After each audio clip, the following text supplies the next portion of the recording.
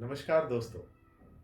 आज के इस दौर के अंदर प्रत्येक व्यक्ति किसी न किसी रूप में अपने मन की प्रवृत्तियों का दास है, गुलाम है।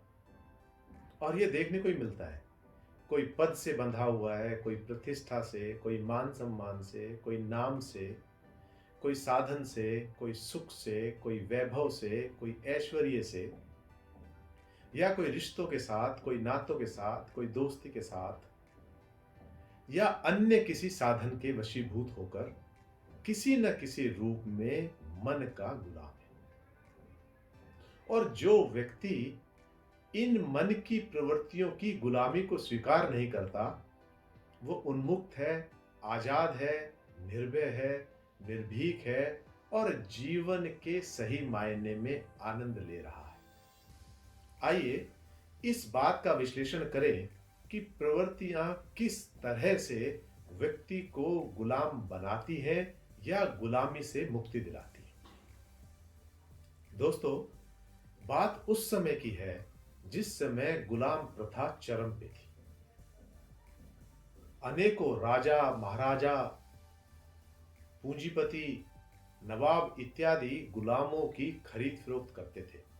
गुलामों का व्यापार होता था। उस समय गुलामों की मंडियां लगती थी और प्रत्येक राजा अपने सैनिकों को राज्य भर में गुलाम बनाने के लिए घुमाता था। इसी तरह से एक राजा के सैनिक राज्य के अंदर गुलाम बनाने के लिए निकले हुए थे और उनकी नजर एक युवक पर पड़ी जो आकर्षक व्यक्तित्व का धनी था।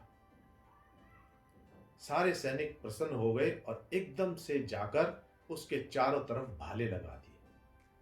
व्यक्ति ने बड़े सहजता के साथ पूछा, क्या बात है भाई, क्या चाहिए? सैनिकों ने कहा कि हम तुम्हें गुलाम बनाने आए हैं। व्यक्ति ने कहा, कोई बात नहीं, अपने भाले नीचे करो और मैं आपका गुलाम होना स्वीकार करता हूं। जैसे ही सैनिकों ने उसकी बात सुनी, बेड़ी और हथकड़ी लेकर उसके पास पहुंचे तो व्यक्ति ने पुनः कहा, जब मैंने सहज भाव से स्वीकार कर ही लिया आपके साथ जाना, तो आप क्यों खाम खा के अंदर हथकड़ियां और बेड़ी लगा रहे हो? चलिए, जहां आप कहेंगे मैं चलता हूं। सैनिकों को इस बात को लेकर बड़ा अचंभा हुआ कि क्या कोई बिना प्रतिरोध, बिना विरोध के इतनी सहज भाव से गुलाम होना स्वीकार कर सकता है? लेकिन प्रत्यक्ष देख रहे थे। शाम ढलने को थी। सैनिकों ने उसको लेकर राजमहल की ओर प्रस्थान किया। जैसे ही रास्ते में चल रहे थे, उस युवा ने फिर कहा कि इस रास्ते से ना चलकर यदि हम दूसरे रास्ते से चलेंगे तो हम जल्दी भी पहुंचेंगे और सुरक्षित भी। सैनिकों ने उसकी बात मान ली। उस रास्ते से जब चले तो रात हो चली थी। सबको भूख लग रही थी। सब ने एक स्थान पर रुककर भोजन करने की सोची। युवक ने फिर कहा कि यहां नहीं, आगे चलकर भोजन करेंगे, वहां उपयुक्त स्थान है और भोजन भी अच्छा मिलेगा। युवक की बात मानते हुए सैनिक आगे चल दिए और उपयुक्त स्थान पर जाकर भोजन किया। रात को सैनिक राजमहल पहुंच गए। सवेरे उस युवक को लेकर मंडी में पहुंच गए। उस मंडी के अंदर अनेकों राजा, महाराजा दूर दूर से आए हुए थे। वह व्यक्ति आकर्षक व्यक्तित्व का धनी था और आकर्षण का केंद्र बना हुआ था, इसलिए सारे राजाओं की भीड़ उस व्यक्ति के पास ही थी। उस युवा को देखकर एक राजा ने राजा से पूछा कि यह गुलाम कितने का? इतना सुनते के साथ युवक ने कहा, ऐसे ना कहिए, आप कहिए यह मालिक कितने का? यह बात सुनकर उस राजा को क्रोध आ गया। उस व्यक्ति ने बताया कि देखिए, जब आपके सैनिकों ने मुझे घेरा, चारों तरफ भाले लगाए, मैंने ने कहा भाले नीचे कर लो, इन्होंने भाले नीचे कर लिए।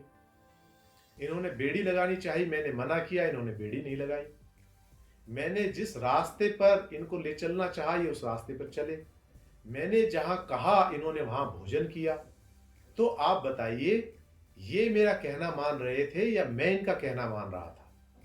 तो जो मेरा कहना मान रहे थे वो मेरे गुलाम हुए या मैं उनका गुलाम हुआ? राजा को थोड़ा सा गुस्सा आया और उसने मुंह मांगी कीमत उनको अदा की और उस गुलाम को लेकर अपने राजमहल आ गए। और सबसे पहला काम यह किया अपने सैनिकों को बुलाया और उनको कहा कि इस व्यक्ति के हाथ पैर तोड़ दो। उस युवक ने बड़े सहज भाव से कहा कि कौन सा पैर पहले तोड़ना चाहोगे, दायां कि बायां, और दोनों पैर आगे कर दिए और फिर दोनों हाथ आगे कर दिए। कहा कि कौन सा हाथ पहला तोड़ना चाहोगे, दायां कि बायां। अब राजा को कुछ सूझ नहीं रहा था। राजा ने कहा, तुम इतने सहज कैसे हो सकते हो? उस युवा ने कहा कि मैं सहज इसलिए हूं कि अब तक चाहे आप ये मान रहे थे कि मैं आपका गुलाम हूं, लेकिन जैसे ही आप मेरे हाथ पैर तोड़ दोगे, उसके बाद तो मैं आपका मालिक स्वाभाविक रूप से बन जाऊंगा। आपको मुझे बैठे बैठे भोजन देना पड़ेगा, आपको मेरी सेवा बैठे बैठे करनी पड़ेगी। तो इसलिए मुझे इस बात में कोई आपत्ति नहीं है, आप मेरे हाथ पैर सहज भाव से तोड़ें। राजा भी जान चुका था कि जो मन से प्रवृत्ति से गुलाम नहीं, उसको कोई गुलाम बना भी नहीं सकता। राजा ने उस युवक को अपने राजमहल में एक बड़े ओहदे पर रख लिया। कहने का भाव ये कि जो मन से गुलाम है, वो हर परिस्थिति हर स्थिति में अपने आप को गुलाम बनाएगा ही बनाएगा, या यूं कहें कि किसी न किसी व्यक्ति को उसको गुलाम बनाने के लिए आकर्षित करे। और जो व्यक्ति उन्मुक्त है, आजाद है, निर्भीक है, निर्भय है, उसको कोई किसी भी रूप में कोई भी परिस्थिति गुलाम नहीं बना सकती। होता भी ऐसा ही है। आप देखिए, एक कैदी को जब कैद में रखा जाता है तो उसको गुलाम बनाने के लिए उस पहरेदार को भी उस कैदी का गुलाम बनना पड़ता है, और कहीं अधिक बनना पड़ता है। कैदी तो फिर भी कैद के अंदर यहां वहां घूम लेता है, अपनी मर्जी से सो उठ बैठ सकता है, किंतु वह पहरेदार, उसको बड़ी सजगता के साथ अपनी ड्यूटी निभानी होती है। वो एक पल के लिए भी दाएं बाएं नहीं जा सकता। जीवन में भी यही होता है। हम जिसको भी गुलाम बनाना चाहते हैं, असल में वो गुलाम बने ना बने, हम जरूर उस चीज के गुलाम हो जाते हैं। हम ध्यान से देखेंगे तो गुलाम बनाने की प्रवृत्ति ही हमें साधनों का, रिश्तों का, नातों का, परिस्थितियों का, सब चीजों का दास बना रही है, गुलाम बना रही है। और जो व्यक्ति इन चीजों से मुक्त है, वही जीवन के असली आनंद ले रहा है, वही जीवन के असली सुख भोग रहा है। इसलिए अपनी मन की प्रवृत्तियों को गुलामी से, दासता से मुक्त कराइए।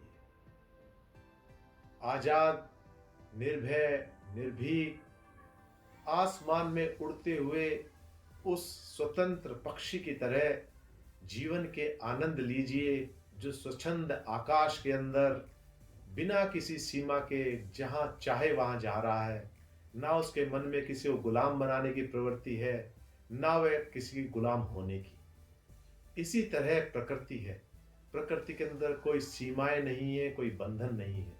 इसीलिए प्रकृति हमें लुभाती है, हमें आकर्षित करती है। आइए हम भी स्वाभाविक प्रकृति में जिए और जीवन के सुख और आनंद को प्राप्त करें। धन्यवाद। नमस्कार।